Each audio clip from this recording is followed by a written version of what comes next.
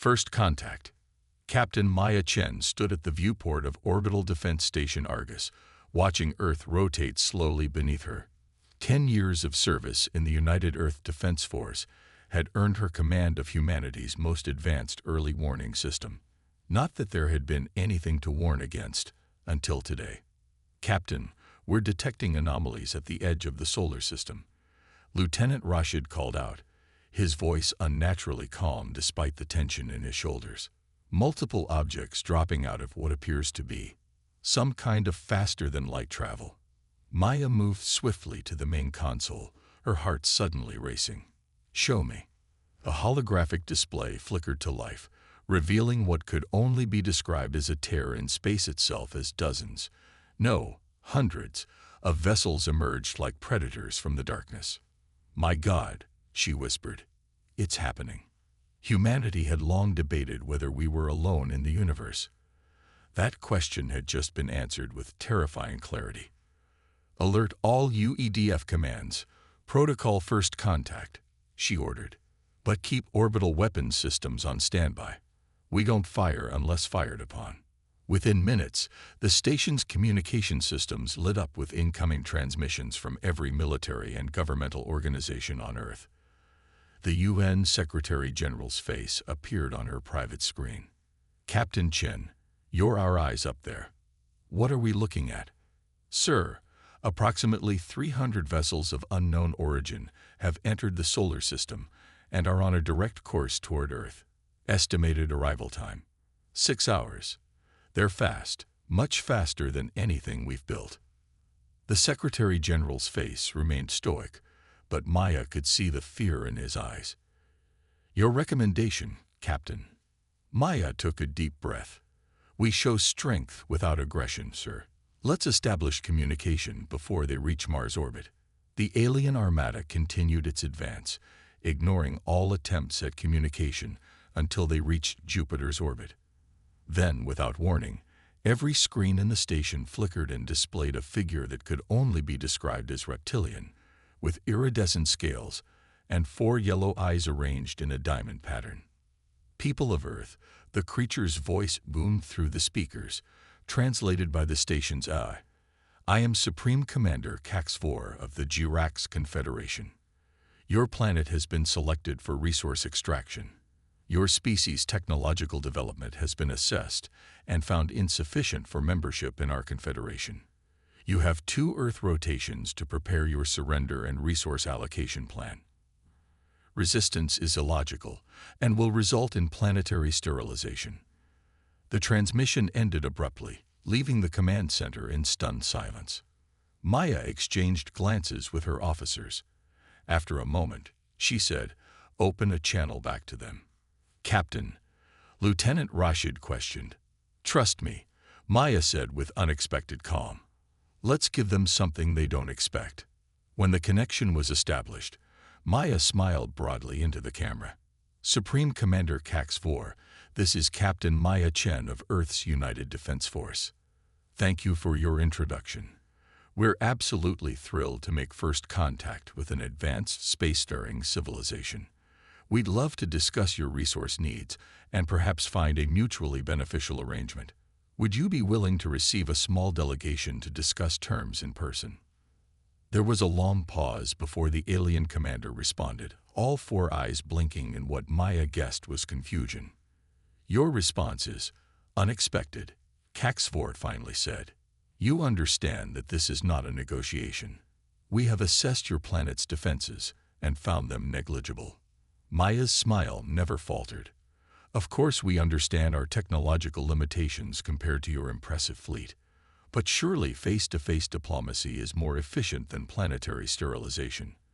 We humans value hospitality, and we'd be honored to meet with representatives of such an advanced civilization."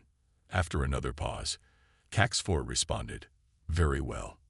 You may send 3 representatives to our command vessel once we establish Earth orbit. Coordinates will follow." The transmission ended, and Maya immediately turned to her team. "Contact the Secretary-General. We need to assemble a delegation immediately." "You're not seriously considering going over there?" her XO asked incredulously. Maya's smile transformed into something harder, more determined. They expect fear or futile resistance. The last thing they expect is enthusiasm. And in my experience, Lieutenant, when someone doesn't know how to respond to your behavior, that's when you have the advantage. Within hours, Earth's governments had united in crisis. Military forces worldwide were mobilized under a unified command structure. Scientists and engineers worked frantically on defensive measures. And throughout it all, Earth maintained its facade of friendly diplomatic compliance. Maya was selected to lead the delegation, along with Dr. Elijah Santos, Earth's foremost xenobiologist and technology expert, and Major Lucas Wong, a special forces officer with diplomatic training. As they prepared to depart in Earth's most advanced shuttle, Dr. Santos approached Maya privately. "Captain, I've been analyzing the transmission data from their ships. Their technology is advanced, but there's something odd about their energy signatures, I think." "Save it for when we're on board," Maya interrupted quietly. "We don't know who might be listening." The alien armada had taken up positions around Earth, their massive vessels casting shadows over major cities.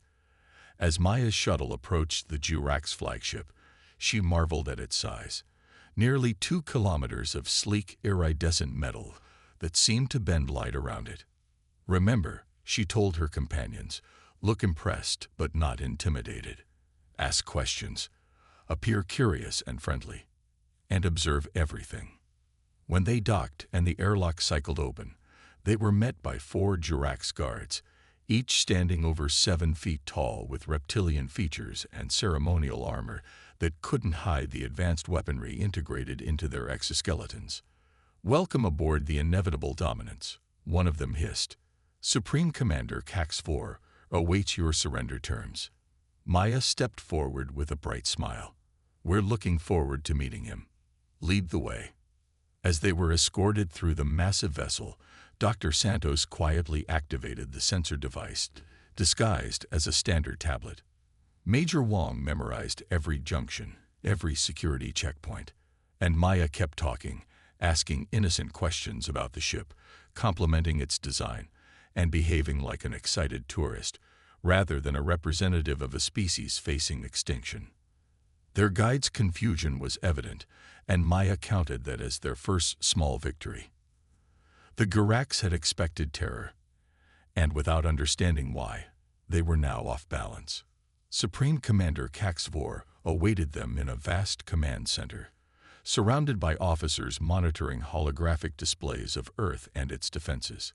"Captain Chen," he acknowledged, his 4 eyes blinking in that strange pattern Maya now recognized as their equivalent of a frown. "You are not what I expected."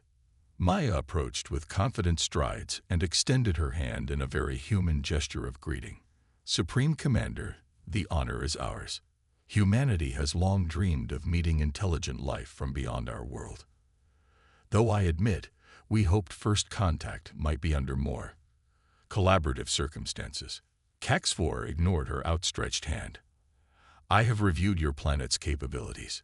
You possess no faster-than-light technology, no quantum weaponry, and minimal orbital defenses. You are in no position to negotiate." "Perhaps not," Maya agreed easily. "But surely there's no harm in discussing how we might fulfill your resource needs while minimizing disruption to our civilization. After all, willing cooperation is more efficient than forced extraction, isn't it?" The massive alien leaned forward, studying her with predatory intensity. "You are either extraordinarily brave or extraordinarily naive, Captain Chen.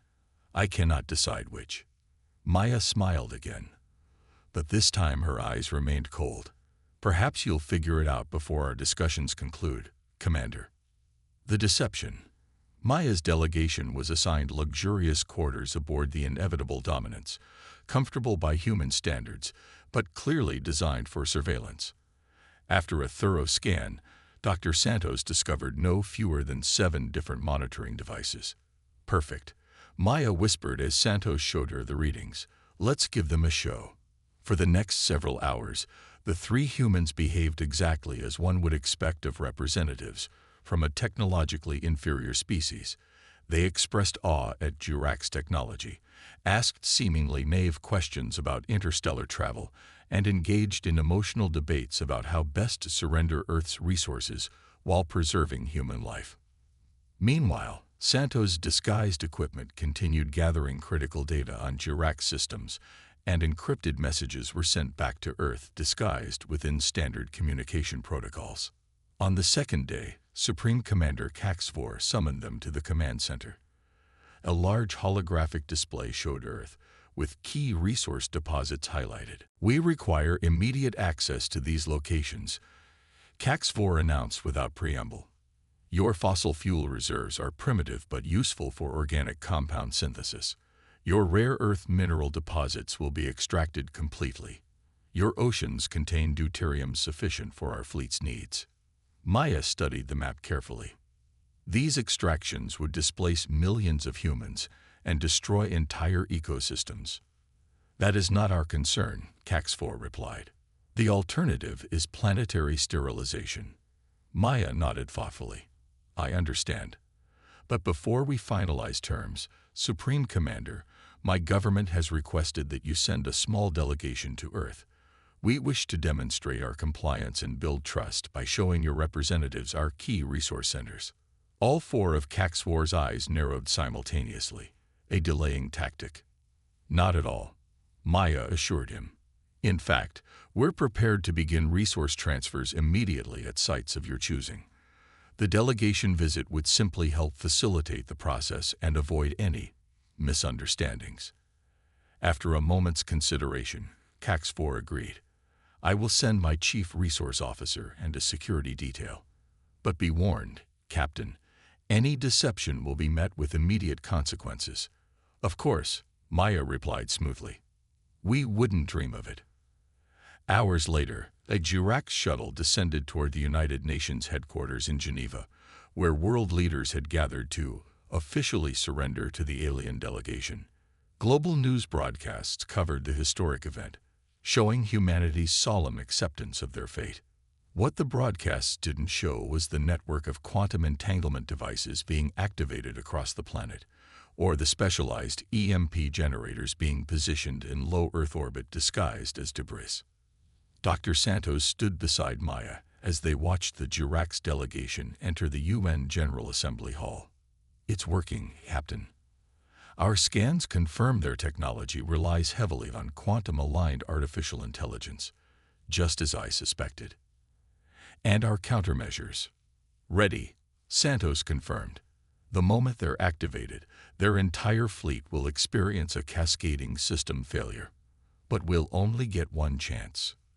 The Jirac's delegates were greeted with appropriate ceremony. Earth's leaders presented detailed resource allocation plans, technological schematics of Earth's extraction capabilities, and population relocation proposals. Through it all, the aliens grew increasingly confident and careless. During a private demonstration of Earth's most advanced computing systems, carefully designed to appear primitive by Jirac standards, Dr. Santos engaged the Chief Resource Officer in technical discussions while subtly gathering final confirmations of their vulnerabilities. "Your quantum processing capabilities are impressive for a pre-FTL species," the Jirac's officer commented, examining Earth's supercomputer with something approaching pity. "Perhaps in another 1,000 years, you might have developed something useful." Santos nodded humbly. "We've only begun to understand quantum mechanics. Your civilization must have mastered it centuries ago." "Millennia," the officer corrected proudly. "Our ship's neural networks operate on quantum principles your scientists have not yet conceived. It allows instantaneous communication and control across our entire fleet." "Fascinating," Santos replied, his eyes lighting up with perfectly simulated awe. "A centralized system, then. How efficient." Back aboard the Inevitable Dominance, Maya received Santos' encrypted confirmation and nodded to Major Wong. It was time. "Supreme Commander," she addressed HFY formally. "Earth has agreed to your terms. The resource extraction can begin immediately." HFY's scaled mouth formed what might have been a smile. "You have been surprisingly cooperative, Captain Chen." Perhaps your species is more rational than I initially believed. We're full of surprises, Maya replied. Then she tapped her communication device. UEDF command. This is Captain Chen. Authorization Sierra Echo Tango. Execute Operation Paradox. Cax-4 frowned. What is? Alarms suddenly blared throughout the massive ship. Holographic displays flickered and died. The lighting dimmed as emergency systems activated. What have you done? Cax-4 demanded, rising to his full height. What you should have expected, Maya replied calmly. We've introduced a quantum paradox code into your fleet's neural network.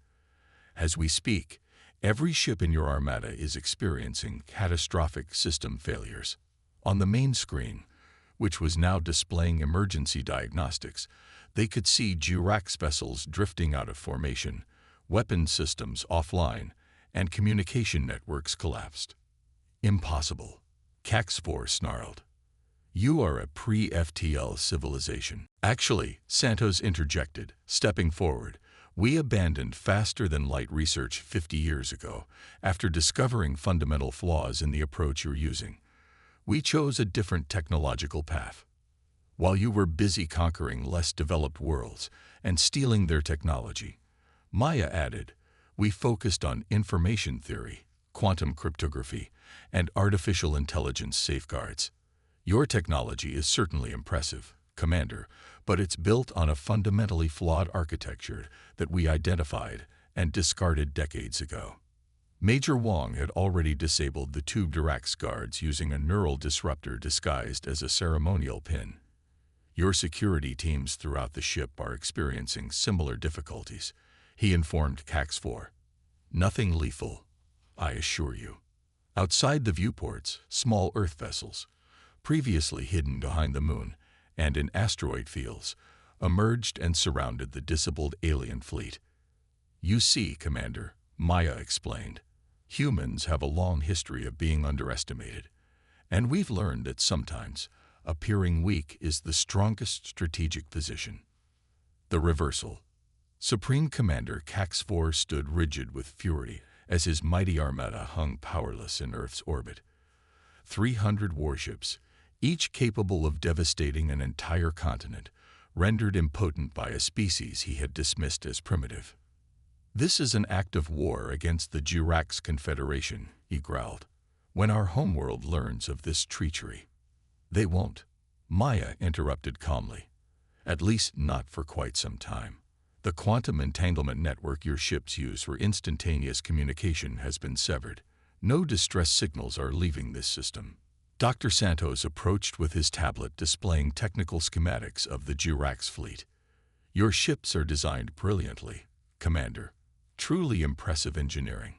But they all share the same fundamental flaw: complete dependence on a centralized quantum AI network that prioritizes efficiency over security.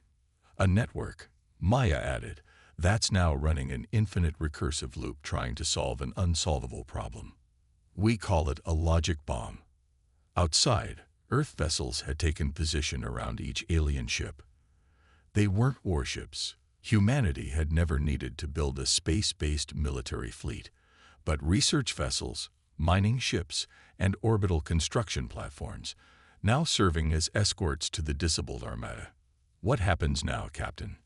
Cax-4 asked, his voice dangerously quiet. Will you destroy my fleet? Claim our technology for yourselves? Maya shook her head. That's not how humanity operates, Commander. We're not conquerors. She gestured to a nearby console, where Major Wong had established a secure link to Earth. On the screen appeared the United Nations Secretary-General, surrounded by world leaders. Supreme Commander Cax-4, the Secretary-General addressed him formally. I am authorized to offer terms for the resolution of this conflict and the safe return of your fleet to Jurax space. Terms. Cax-4 repeated incredulously. You presume to dictate terms to the Jurax Confederation. We presume to negotiate as equals, the Secretary-General corrected. Your ships will be restored to minimal functionality, enough for life support, navigation, and basic propulsion to return home. In exchange, the Jurax Confederation will acknowledge Earth as a sovereign and protected world, exempt from resource extraction or military action. Cax-4's eyes narrowed. And if I refuse? Then your ships remain disabled, Maya said simply. Your crews will be safely transported back to Jurax space over the next several years using our slower-than-light vessels. Your fleet will be studied and eventually dismantled for materials. The choice is yours, Commander. For long moments, Cax-4 stood silent, his alien features unreadable. Then, to everyone's surprise, he began making a strange rhythmic sound that Dr. Santos' translator eventually identified as laughter. In 3 centuries of service, Cax-4 said finally, I have conquered 16 worlds and subjugated countless species. None have ever outwitted me. None have shown this level of ingenuity. He turned to Maya. You could have destroyed us the moment we entered your system. Why this elaborate deception? Because we wanted to understand you, Maya replied honestly. And we wanted you to understand us. Humanity doesn't seek enemies, Commander. We prefer allies. Even allies who came to conquer you. Especially those, Santos interjected. They tend to make the most loyal friends once they understand us. Over the next several days, a remarkable transformation occurred. As Earth's technicians worked to restore basic functionality to the Jurax fleet, cultural and scientific exchanges began between the 2 species. What had begun as an invasion became something unprecedented in Jurax history, a peacefully negotiated alliance. In his private quarters, Cax-4 received Maya for one final conversation before his departure. I have been reviewing your species' history, he admitted. Your world has known more internal conflict than any Jurax world. You've survived planetary catastrophes, narrowly avoided nuclear annihilation, and faced countless existential threats, most created by yourselves. We're complicated, Maya acknowledged with a small smile. And yet, Cax-4 continued, these constant struggles have forged an adaptability we lack. The Jurax conquered because our unified society stagnated. We needed resources and technology from others because we stopped innovating ourselves. He fixed all 4 eyes on her. You could have taken our ships, claimed our technology. Instead, you choose to send us home with a lesson. The best victories don't require destruction, Maya said. Sometimes the most powerful weapon is understanding your adversary better than they understand themselves. Cax-4 made a gesture Maya had learned was a sign of respect among his people. The Jurax Confederation has much to learn from Earth, and I believe we have knowledge that might benefit humanity as well. That's what we're hoping, Maya agreed. There's a vast universe out there, Commander. We'd rather explore it with friends than enemies. As the Jurax fleet prepared to depart Earth orbit, now escorted by a small contingent of Earth vessels, the Secretary-General addressed the people of Earth. Today marks humanity's true emergence onto the galactic stage, not through conquest or technological superiority, but through our most human qualities, adaptability, creativity, and the willingness to turn enemies into allies. The stars have never seemed closer, nor the future brighter. 1 year later, Maya Chen stood on the bridge of Earthfleet's first faster-than-light vessel, constructed with a hybrid of human and Jurax technology that avoided the flaws of both. Beside her stood a familiar figure, Cax-4, now serving as the Jurax ambassador to Earth and advisor to humanity's new interstellar initiative. There are other confederations out there, he warned her. Some more aggressive than the Jurax. Not all will be as willing to learn from defeat. Maya smiled. Then we'll just have to greet them with the same winning strategy. Which is? She looked out at the stars, each one now a potential destination rather than a distant dream. They'll come expecting teeth and claws. We'll greet them with a smile and superior preparation. As the new ship engaged its engines and prepared for its maiden voyage, Maya couldn't help but think how humanity's greatest strengths had never been in weapons or ships, but in the complex, contradictory nature that made humans simultaneously the most dangerous and most compassionate species in the galaxy. The universe would never be the same, and neither would humanity. The end.